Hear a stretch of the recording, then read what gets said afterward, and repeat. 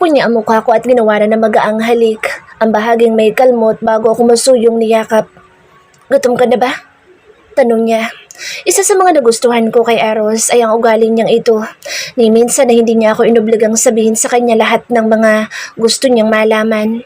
Binibigyan niya pa rin ako ng privacy at hinihintay na ako sa akong magkwento. Malapit na kaming matapos dito. Kakain na tayo maya-maya. Masuyo niyang dugtong bago ako tuluyang pinakawalan. Ninitaan ko siya nang muli magtagpo ang mga mata namin. Iyong mga negatibo kong damdamin ay agad na napalitan ng nag-uumapaw na pagmamahal para sa lalaking kaharap.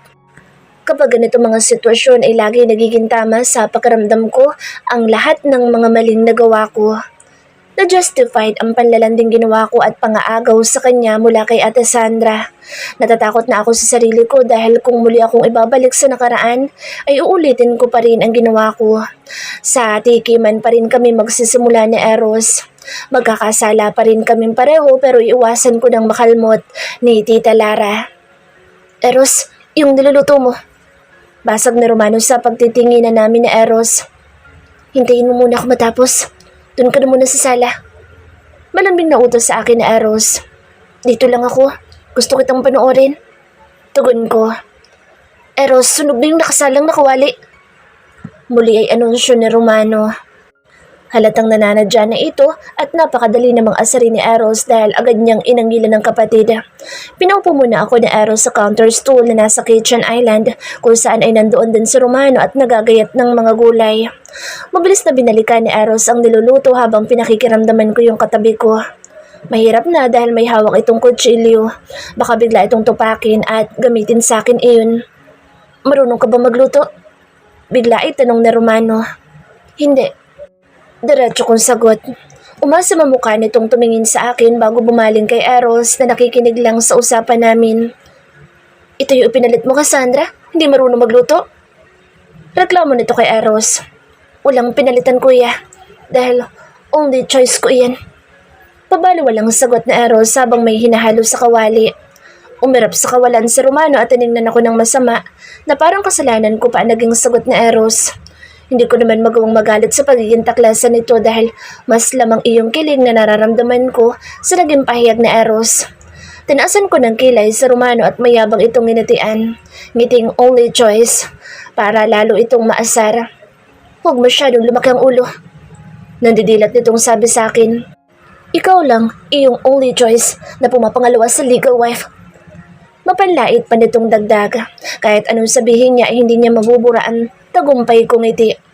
At least, pinili pa rin. Ikaw, pinili ka ba? Wala ka yata sa choice eh. Hindi nagpapatalo kung sabi. Kasalanan ng pula mong buhok. Gusto mong masahog sa ulam? Nananakot niyang tanong, pero wala akong nararamdaman takot dahil ngayon ko lang napansin nakakatawa pala siyang tingnan sa pula niyang buhok. Sana ay patayo ang style nito para magmukha siyang buhok na tinubuan ng mukha. Huwag kang mapikon. Nag-aapoy ang buhok mo. Nakabungis-ngis kong wika. Isusumbong kita kay mommy. Parang bata nitong maktol at padabog na tumayo upang ihatid ang mga nahiwang gulay kay Eros. Bakit ang pangit ng pagkakahiwa nito? Narinig kong reklamo ni Eros. Kasalanan mo yan. Binigyan mo ako ng gulay na hindi magkakasanlaki. Katwiran ni Romano. Bakit ba kailangan pang gandahan yung hiwa? Ingunguyain din naman iyan. Dapat nga blender na lang iyan para mabilis malunok. Estro lang kailangan. Naalo ko silang pinagmastang magkapatid. Kahit lagi nakaangal si Romano ay hindi naman pala ito ganoon ka-intimidating. Nang matuon ang tingin ko kay Eros ay lalo lumawak ang ngiti ko kasabay ng panalangin na sana ay ipaubaya na sa akin ni Lord ang kaligayahang ito. Magpapakabait na talaga ako at kakalimutan ko na lahat ng mga hinanakit at galit ko sa mundo. Basta ba ibibigay na niya sa akin si Eros. Hindi ako pala dasal na tao at hindi ko na rin maalala kung kailan ako huling nagsimba. Pero sa pagkakataong ito ay mamamanata ako kung kinakailangan para lang masigurong hindi na mawawala pa sa akin si Eros. Di ko mambibig na nakikinig ako sa report ni Miko tungkol sa buong pangyayari nung kinumpronta si Rian ng sarili niyang pamilya. Habang tumatagal ang pagkukwento ni Miko ay lalong nadadagdagan ang galit ko para sa pamilya na Rian. May mga pagkakataong kinakailangan ko mapahawak ng mariin sa mesang nasa harapan ko upang kontrolin ang sarili na huwag sumugod sa mga ito. Parang dinurog ako ng paulit-ulit habang iniisip ang posibleng nararamdaman ni Rian matapos marinig ang mga revelasyon tungkol sa kanyang pagkatao mula sa mga taong itinuring niyang pamilya. Wala man lang siyang binanggit sa akin tungkol doon. Iyoko naman siyang pilitin at gusto ko ay kusa siyang mag-open up sa akin pero dahil sa nangyari sa mukha niya, iyoko nang maghintay pa. Hindi ko na nga binanggit sa kanya ang ilang beses na pag-contact sa akin ni Sandra simula kahapon. Hanggat maaari ay ayokong malaman niya ang tungkol doon dahil ayokong mag-overthink na naman siya. Pakilusin mo na yung mga tauhan natin. Gusto kong umalis na sa bahay nila yung pamilya ng gobernador at siguraduhin ninyong kumalat sa buong probinsya nila ang skandal nung anak niya. Mahaba kong utos kay Miko. Inaakala ba ng pamilyang iyon na ganoon lang kadali nilang sirain si Rian? Pues, mauna muna silang masisira. Dapat talaga nung una pa ay pinakaalaman ko na ang mga taong nakikipaglapit kay Rian. Sa kagustuhan kong bigyan siya ng kalayaang pumili ng mga kaibigan ay hinayaan kong makapasok sa buhay niya ang anak ng gobernador sa kabila ng hindi ko nagugustuhang ugali nito at background ng pinanggalingang pamilya. Panatag ako na hindi mapapahamak si Rian dahil pinapabantayan ko naman ito pero nalingat lang ako saglit ay sinamantala naman ng walang hiyang gobernador. Pero nagkakamali lang siya ng sinaling dahil kayang protektahan ni Rian ang sarili at labis ko iyong ikinagalak. Kung sakaling natuloy ang pagtatangka nito kay Rian ay dadanak ang dugo sa probinsya nila dahil uubusin ko ang lahi ng walang hiyang iyon. Ang hindi ko lang nagustuhan ay ang reaksyon ng pamilya ni Rian na lumabas ang hinabing kwento ng asawa ng gobernador. Mas pinaliwalaan nila iyon at hindi man lang inalam ang totoong nangyari. Pero okay na din iyon dahil naging pabor naman sa akin ang desisyon ni Luis na patirahin sa bahay ko si Rian.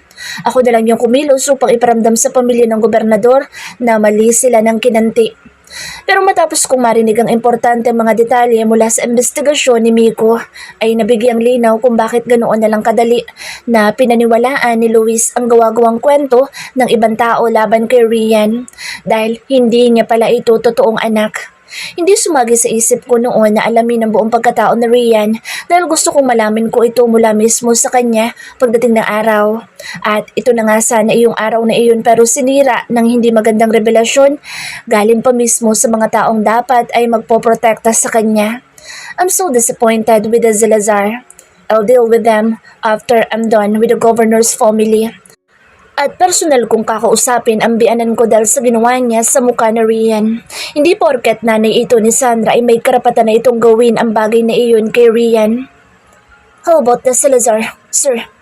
Untag ni Miko sa malalim kong pag-iisip. For starter, ipasunog mo ang kalahati ng asyenda ng ama ni Rian. Walang gatol kong utos. Sinong ama po? Umani ng matalim na tingin mula sa akin ang tanong niya. Pero agad kong naisip na dalawa nga pala ang ama nito. Yung tunay na ama at yung nagpalaki. Magkarugtong lang naman ang lupain nila. Kaya pagsabayin mo na lang. Hindi ka kikitaan ng emosyon kung wika. Kalahati lang, Miko. Mariin kong bilin. Sisindakin lang natin kaya iwanan mo yung kalahati. May nahon kong dagdag. Hindi ako si Eros Aldovino kung hindi ako ugaling demonyo sa mga taong tinuturing kong kaaway.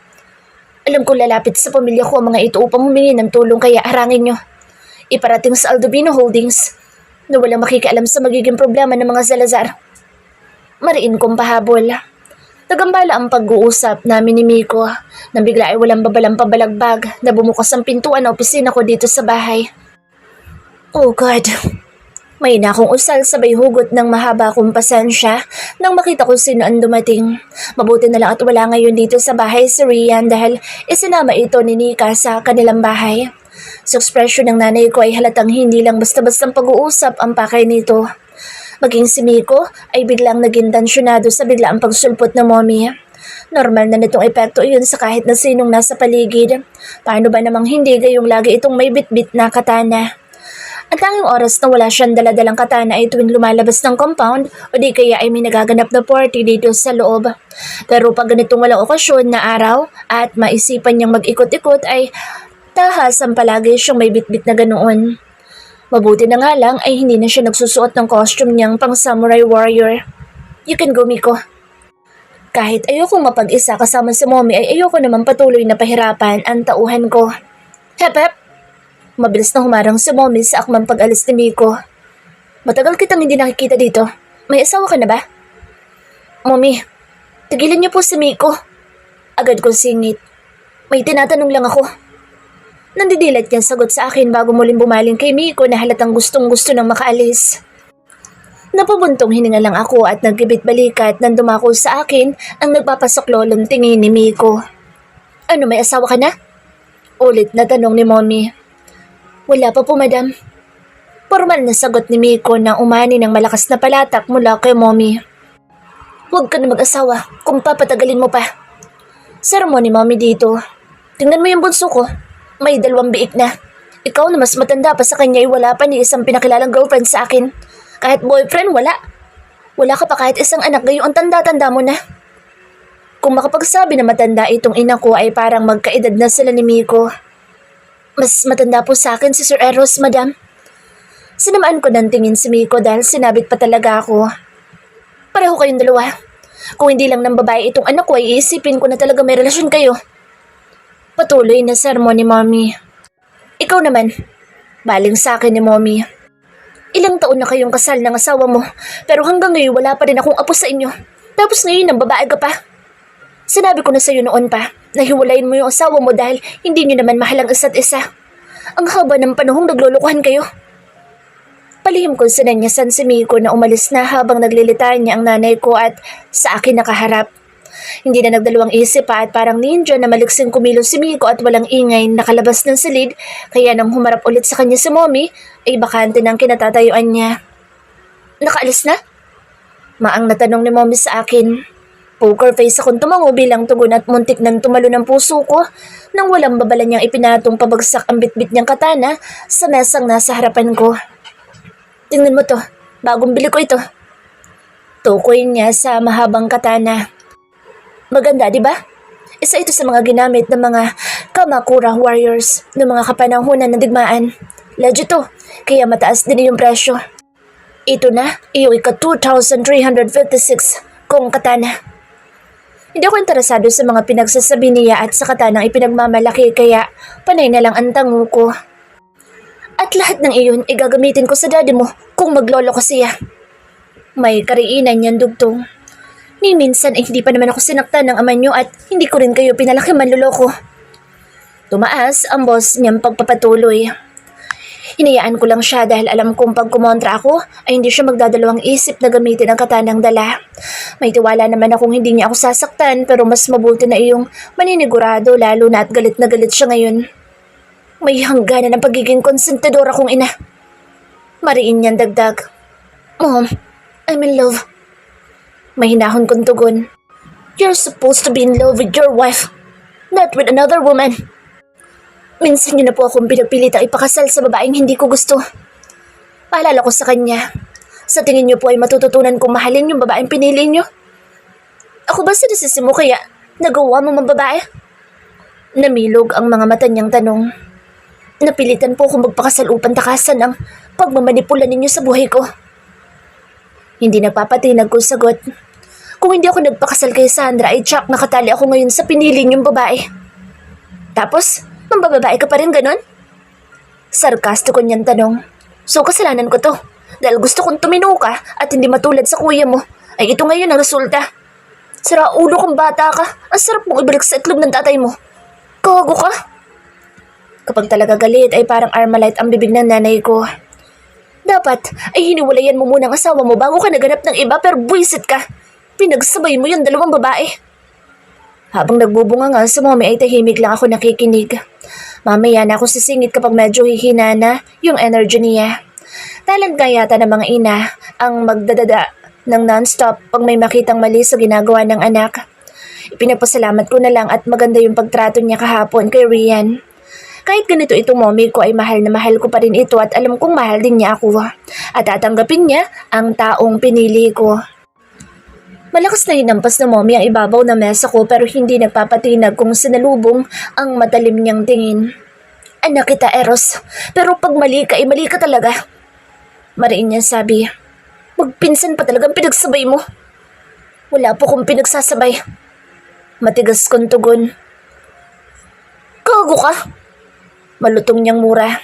Hindi tayo ngayon nag-uusap ng ganito kung wala kang pinagsabay. Sira ulo ka. Alam po ni Sandra na may iba akong mahal. Mahinahon kong sabi. Pinagmamalaki mo ngayon sa akin na may consent ka lang sa asawa mo ang pambabae mo. Lalo lang siya nang gagalaiti sa galit dahil sa naging sagot ko. Kunti na lang talaga at matitikman mo ng katana ko. Arranged marriage lang po yung sa amin na Sandra. Pasigaw kong pagtatapat. Huwag mo akong masigaw-sigaw ang bata ka. Nanay mo ko. Kahit arranged marriage kayo ay wala ka pa rin karapatang pagtaasan ako ng boses at... Ano? Kusa siyang napapreno sa paninermon nang may mapagtanto. Mabilis siyang napalapit sa akin at matamang sinuri ang buong mukha. Kulang na lang ay idikit niya ang kanyang mukha sa akin. Ano ulit yung sabi mo? Maang niyang tanong. Pakiulit, dahan-dahanin mo para maintindihan ko. Pigil, hininga niyang utos. Nagpakasal po kami ni Sandra para sa kanya-kanya namin mga pansariling dahilan. Mahinahon kong wika. Our marriage is part of our business partnership. It's a deal between two friends/business partner. Bigla ay parang nauubusan ng lakas na napaupo si Mommy sa bakanteng upuang nasa harapan ng mesa ko. So, hindi kayo totoo mag-asawa? Paglilinaw niya, nandoon pa rin ang pagdududa sa tingin niya. Anytime may pwedeng ma-void ang kasal niyo? Tumango ako bilang sagot sa mga tanong niya. Nanatili muna sa mukha ko ang mapanurin niyang tingin bago na pasandal sa akin na upan. Nag-aksaya pa ako ng laway ko sa kakasagaw at ang haba ng script na sinaulo ko ngayong araw tapos wala naman pala akong dapat na ipag-alala. Napasapo sa ulo niyang wika. Tumayo ako mula sa kinaupan at lumapit sa refrigerator na nandito sa silid upang kumuha ng malamig na tubig.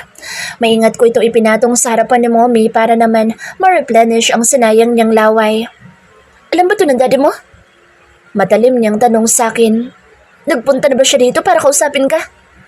Dagdag niya pa. May ideya ako may alam si daddy pero pag sinabi ko yun ngayon kay Mommy ay tsak na ito na naman na magiging kawawa. Ayaw na ayaw pa naman ni Mommy na may hindi sinasabi sa kanya si daddy. Balita ako ay hindi na natuloy ang pagdademanda niya rito dahil lang sa toilet seat. Baka may maisip na naman siyang ikakaso sa ama ko pag magkataon. Hindi ko rin pwedeng sabihin na nagkausap na kami ni daddy at nasuntok na rin ako nito dahil para ko na rin inamin iyon na may alam nga ito. Ang sarap sanang gumanti kay daddy dahil sa panununtok nito sa akin pero mas makabubuti sa amin lahat na panandaliing matahimik ang buong compound at makapagpahinga ang team of lawyers namin. The agreement is just between me and Sandra. Wala pong ibang nakakaalam. Hindi kumukurap kong sagot. Totoo naman talaga iyon. Maliban sa personal lawyer ko ay wala nang ibang nakakaalam nung una pero ngayon ay alam na niya at mukhang alam na din na daddy. So, hindi alam na Rian? Muling niyang tanong. Hindi po. Pero simula pa lang ay alam na Sandra na yung babaeng mahal mo ay ang pinsan niya. Hindi rin po. Bakit hindi mo sinabi? Mataray na tanong ni Mommy. Sana'y pareho ninyong nagawa ng paraan ng mga bagay-bagay. Hindi sana umabot sa puntong ipagtabo yan si Rian ang sarili niyang pamilya. So, alam niyo na rin ang tungkol dyan? Sinabi sa akin na Renz. Pairap niya sagot. Kailangan ko patakutin ang batang iyon para magsalita tapos tinitipid-tipid pa ako sa mga importanteng detalye. Ano bang pinakain mo doon at napaka-loyal sa'yo na isang iyon? Napangiti ako sa mga sentimiento ni Mommy. Wala naman ako naalalang ginawa para idolohin ng batang iyon. Yun nga rin ang kalimitang sumbat sa akin ni Kuya Romano na bine-brainwash ko na raw ang sarili niyang anak. Mamala! Sabay kaming napabaling sa pintuan ni Mommy ng dalawang maliliit na boses ang sabay-sabay na nagsigaw, papasok. Agad tumuon ang tingin ko kay Rian na kasama ng mga ito. Napatigil ito sa akmang pagpasok nang makita ko sino ang kausap ko. Ginataan ko ito nang mapasulyap sa direksyon ko at inudyukan tumuloy, kaya kahit nagdadalawang isip dahil sa presensya ni Mommy ay humakbang itong papasok at tahimik na pinanood ang nagtatatakbong mga kasama. Mamala! Ganda mo po. Bibong sigaw ni Oink Oink nang unang makarating sa kinauupuan ng lola nila na agad humalakhak dahil sa natanggap na papuri. Pasimple rin itong iniusog palapit sa akin ang katanang nasa mesa para hindi makita ng mga bata. Nang sulyapan ko si Rian ay makahulugan itong nakatingin sa akin tapos pabalik sa katana. Mamala, galit si Papalo. Nakangusong sumbong ni Dikdik. Sigaw niya Tito Pula at Eros. Kung merong sipsip, meron ding chismoso sa magkakambal.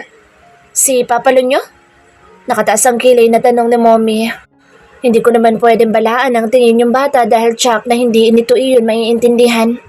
Opo, segunda ni Oink Oink. Tapos, bigyan niya kami ng chocolate para quiet lang kami. Huwag kami magsumbong sa'yo. Bahagyang bumuhay ang pagkakangiti ni Mommy habang nakikinig sa kwento ng bibo niyang apo. Nasayang ang pagtatakip ko kay Daddy dahil sarili niyang apo ang lumaglag sa kanya. Suntok niya sa Eros. Ano? Dumagundong ang boss na tanong ni Mommy at nakalimutan niyang parehong nakatingala sa kanya ang kanyang mga apo. Galit ka rin po? Kumibot-kabot ang labing tanong ng nagulat na si Dikdik.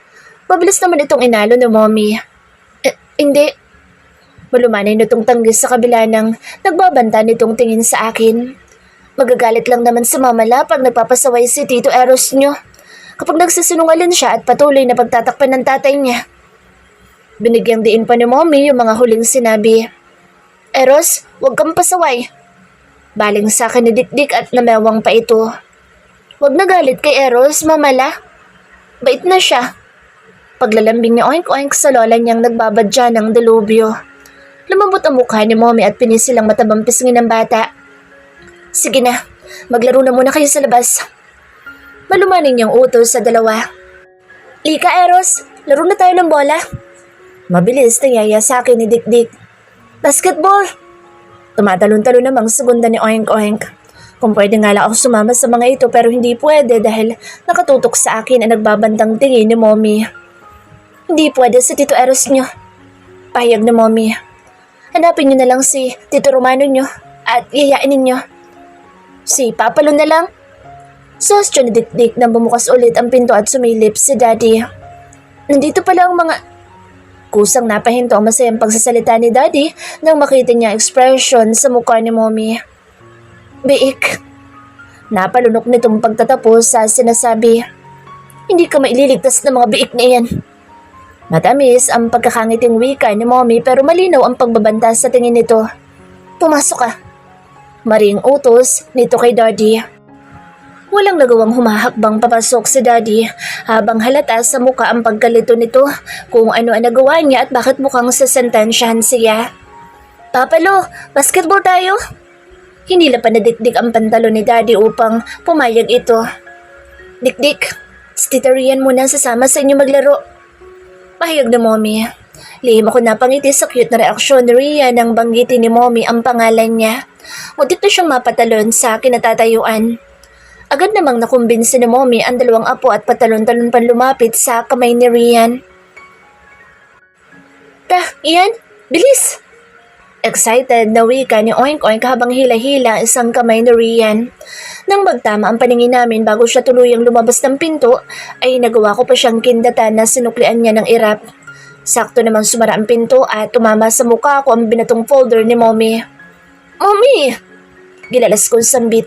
Mabuti na lang at hindi nakita ni Rian ang ginawa nito. Magsabi ka ng totoo. Nandidilat na baling ni Mommy sa akin. Totoo bang sinuntokan nitong daddy mo? Honey naman, manahimik ka. Sansala nito sa akmang pagsingit ni Daddy. Kinakausap ko pa itong anak mo. Nang muling bumaling sa akin ang matalim na tingin ni Mommy, ay napapasulyap ako kay Daddy na halatang kabado na.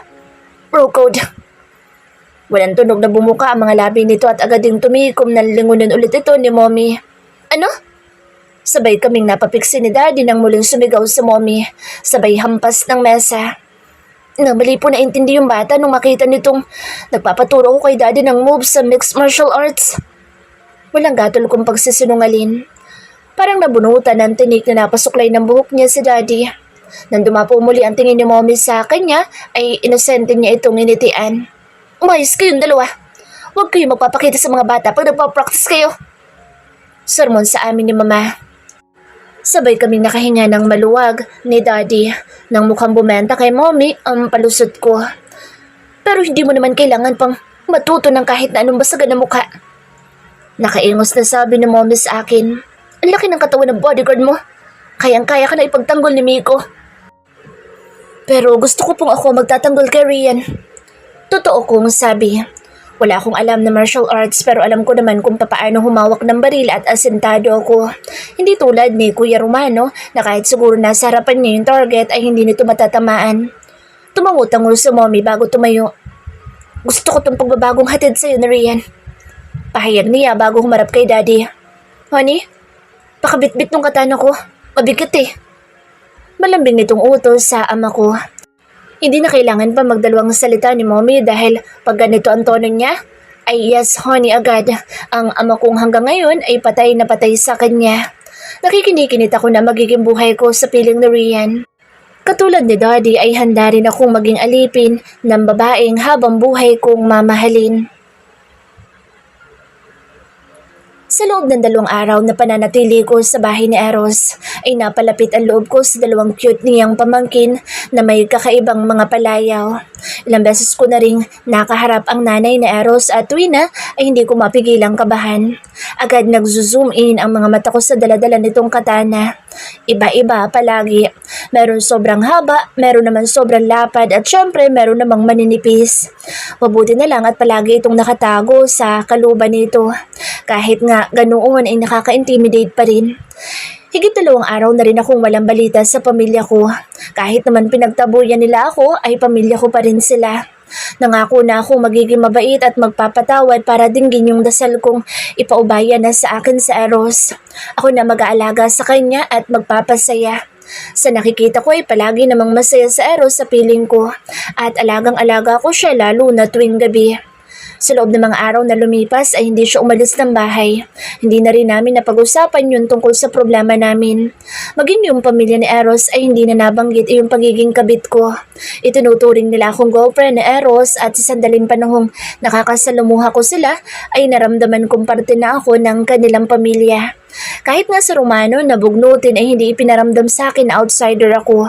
Kahit palagi niya akong inaangilan at tinatawag na anak ng mga agaw, ay hindi na niya ulit naungkat yung pagiging katulad ko sa kinikilala kong ama. Si Renz naman ay napapadalas din ang dalaw dito sa bahay ni Eros at may kung ano-anong dalang mga papeles na kailangan daw ng pirma ng huli. Mukhang hindi na rin ito umuwi sa bahay ni Eros at Ate Sandra. Minsan ay sumasagi sa isip ko kung kumusta na kaya si Ate Sandra at ano ang nararamdaman nito ngayon na hindi na umuwi sa bahay nila ang kanyang asawa. May konting pag-aalala din ako para sa kanya. Siya ang tanging nagpapakita ng totoong malasakit sa akin noon kaya gusto kong maging maayos ang kalagayan niya lalo na at ang laki ng nagawa kong kasalanan sa kanya. Tahimik ang buhay ko pati kalooban ko dito sa bahay ni Eros noong mga nakaraang araw. Pero ewan ko lang ngayon. Hindi ko masasabing patuloy ang pananahimik ng buhay ko habang nakatayo sa harapan ko sa Vivian Alfonso. Nagpaalam sa akin kanina sa Eros na may pupuntahang importante. May tiwala ako sa kanya kaya hindi na ako nag-usisa pa kung saan. Ang importante ay sa akin ito uuwi mamaya. Pero 1 oras pa lang ang lumipas nang umalis sa Eros, kasama si Miko ay biglang kumatok itong hindi ko inaasahang bisita. So, it's true. Matalim nitong panimula. Binabahay ka na nga na Eros sa mismong loob ng Aldovino compound. Hindi na nito hinintay na patuloyin ko at kusa na nitong inanyayahan ng sarili sa loob. Nagawa pang banggain ang balikat ko. Susubukan yata ngayong araw ni Lord ang pangako kong magpapakabait. Masyado namang napaaga iyong pagsubok. Hindi pa nga tuluyang naputol yung isa kong sungay. Hindi ka ba nandidiri sa sarili mo na pumatol ka sa asawa ng sarili mong pinsan? Nangiinsulto niyang tanong sa akin. Sandaling dumaan ang pagkapatda sa mukha niya nang tumambad sa kanyang paningin ang malaki kong portrait. At ang lakas ng loob mo maglagay ng sarili mong portrait sa bahay ni Eros. Hindi makapaniwala niyang usal. Ang kapal pala talaga ng pagmumukha mo. Mas makapal naman siguro ang mukha mo dahil pumasok ka kahit hindi kita pinatutuloy. Balt ako sa kanya. Bukas na lang ulit ako magpapakabait. Cheat day muna ngayon. Bakit bahay mo to? Mataray niyang tanong. Sino bang portrait ang nakikita mo ngayon dito? Balik tanong ko. Nandyan yung mukha ko. Siyempre, Kahit hindi ko to bahay, ay mas may karapatan ako. Kabit ka lang, matalim niyang sabi. At least ako may label. Proud kong pahayag. Ikaw, ano ka ba ni Eros? Nanguyam kong tanong. Kapag walang label, dapat ay tumatabi-tabi. Nasa pila na ako. Number 1 ako. Unang kabit at nag-iisang kabit. That's you slut. Duro niya sa akin. Kung ang pinsan mo ay kinakaya-kaya mo, ay huwag mo kong itulad sa kanya. Hindi uubras sa akin yung tapang-tapangan mo. Malakas kong tinampal ang kanyang nakaduro na kamay sa akin upang mapalis. Napaaray siya dahil sa ginawa ko kaya tinaasan ko siya ng kilay. Huwag umaray sa simpleng tampa lang dahil pagsapa ko na ang tatama sa'yo ay tsak na dire-diretso ang tulog mo. Matapang kong wika. Hindi ako umatras nang humakbang siya palapit sa akin. Hindi ako natatakot kahit na mas matangkad siya sa akin dahil hindi man pang Miss Universe ang height ko ay pang wrestlingan naman ako. Huwag siyang magkakamaling kantin ako dahil panghuli na iyong kalmot na nakuha ko mula kay Tita Lara. Sa tingin mo, matatanggap ka ng pamilya ni Eros? Nanguuyam niyang tanong sa akin. For your information, bago pa magkakilala ang pinsan mo at sa Eros, ay nasa buhay niya ako. Ako sanang pakakasalan niya. Kung hindi umeksen ang pinsan mo,